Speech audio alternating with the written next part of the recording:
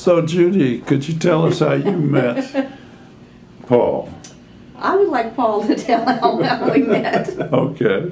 Well, I would say that Greg's story is it's a better story than we could tell, for sure. But it's more or less accurate. I was a cab driver with a physics degree, and Judy was a speech pathologist.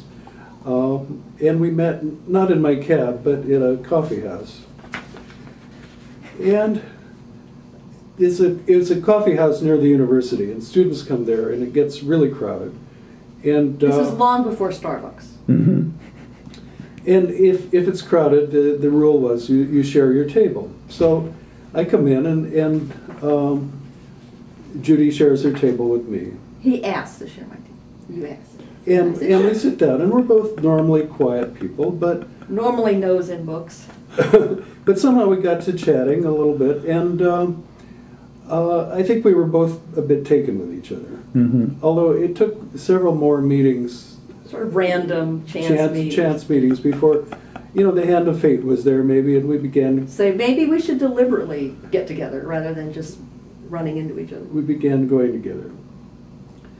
Now, at that time, I drove taxi cab just 1 or 2 days a week, and it was just enough to survive and to pay for a little espresso maybe.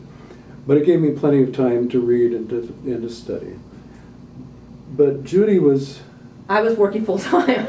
I was a speech therapist, and when I came out of graduate school in Madison, my first job was at Special School District of St. Louis County. And my focus was language, and the intention was to teach a language development classroom there. They had 5 of them at the time.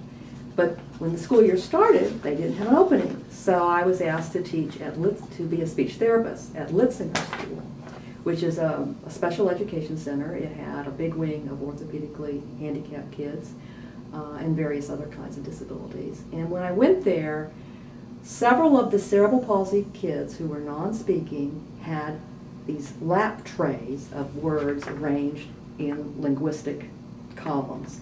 And they were communicating, usually by some kind of pointing or stick. And I'd never seen anything like that. And I was excited. I worked with those kids for 2 years. It was very natural to watch that process grow. Then I had the next 2 years I had different kinds of jobs as a speech language, focus on language pathologist. And then I moved to Seattle. And by then I thought what I really loved was that Litzinger School environment and those kids and the communication. So I looked for that kind of job, and Maplewood School in Edmond School District had a special ed center. They were looking for a speech therapist. They had a number of children who were the same kind of kids, that they were severely physically disabled but unable to communicate. And they had a team of people, physical therapists, occupational therapists, teachers, who all knew 2 particular kids, Chris and Steve, were very sharp, and they were working so hard to find a way for them to communicate. So when I came in, and they had never heard of a communication board, most people hadn't, it was just flowed beautifully to set up communication systems. So I had been there 4 years at the time Paul and I met, and Chris had managed to get for Kristen, work with her with the Trace Center, and got one of the early autocoms, which she understood intellectually, but physically it was very difficult for her because it involved pointing with the head on. So it wasn't working out real well for her.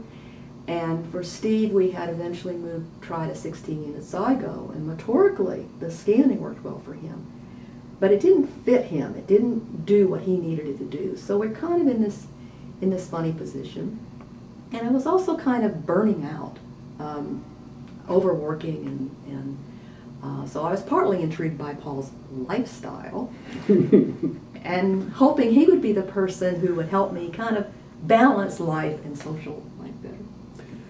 Yeah, and I didn't really know much about what Judy did in the early days. We just, she seemed to like my lifestyle, and I seemed to like Judy.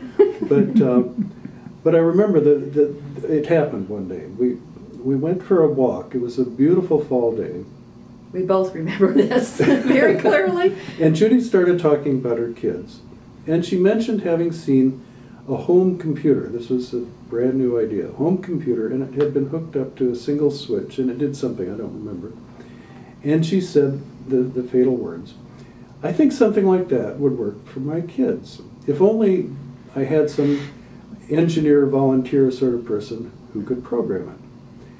And so I said, well, gee, if you've got a computer, I could probably learn to program it. And see, I don't remember saying, if only we had an engineer. I just remember hearing, if you got a computer, I bet I could learn to program. And it was sort of like somebody threw me this bowling ball. Like, uh-oh. Uh-oh. In retrospect, I think this was the single biggest miscommunication of our life together. And I think Judy, up to that point, had been sort of wanting to just share vicariously in my 1 or 2 day work week, and wasn't looking for somebody to get involved in her work. Uh-oh. But I think she saw the possibility, and she wanted, for the sake of her kids, she wanted to give me a shot. I thought, oh, this is scary, but it'll probably peter out real fast, so it's okay. And so I began haunting the local Radio Shack, where the manager there was nice enough to let me play with a machine that was on display, and I began writing these little programs in BASIC. And one day I had something I wanted to show Judy. I was ready to show her something. And I called her up, and she was homesick with a bad cold from work.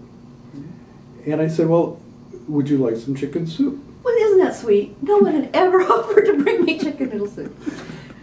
And I think she was charmed when I showed up with a can of Campbell's. Yes, I was like, okay. But then I think the charm turned to horror when I asked her to go out into the cold, rainy day to the local Radio Shack to look at my program. Yeah, I was like, okay, no. This is over my head. So I called work, and I called the physical therapist named Jane Leach, who was just an incredible therapist. That was an amazing person to work with. And I told her very quickly about this, because I don't think I'd mentioned it to anyone. And I said, could you, on the way home, from work, could we all meet at Radio Shack so you can watch this? And I think I was partly thinking, if this isn't any good, I'd rather somebody else say it.